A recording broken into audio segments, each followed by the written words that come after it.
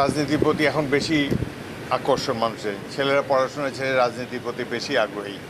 তখন পড়াশোনার দিকে বা খেলাধুলার দিকেই ছাত্রদের আগ্রহ বেশি ছিল। আবার এই রাজনৈতিক আগ্রহের কারণে অনেক সময় এই বাংলাদেশটা স্বাধীন হয়েছে রাজনীতির আগ্রহের কারণে।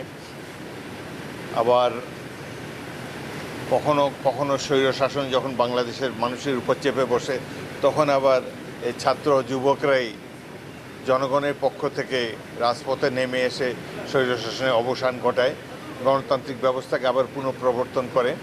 তো গণতন্ত্র ছাড়া তো বাংলাদেশের মুক্তি বা সমৃদ্ধি অর্জন সম্ভব নয়।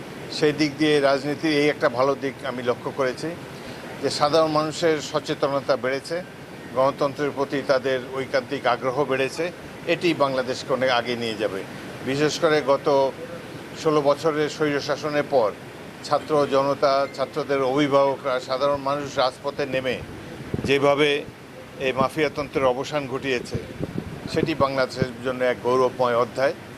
এই দেশে গণতান্ত্রিক ব্যবস্থা আরও দৃঢ়ভাবে প্রতিষ্ঠিত হবে বাংলাদেশের মাটিতে, এটাই আমরা কামনা করি। এবং গণতন্ত্রের মাধ্যমেই আমাদের অর্থনৈতিক অগ্রগতি অর্জন করা সম্ভব বলে আমি বিশ্বাস করি। বর্তমানে একটি অত্যন্ত সুন্দর নিরপেক্ষ নির্বাচনের মাধ্যমে একটি সংসদ গঠিত হয়েছে। সংসদের সবেমাত্র কাজ শুরু। এই সংসদ আশা করি বাংলাদেশকে সমৃদ্ধির পথে এগিয়ে নিয়ে যেতে সক্ষম হবে।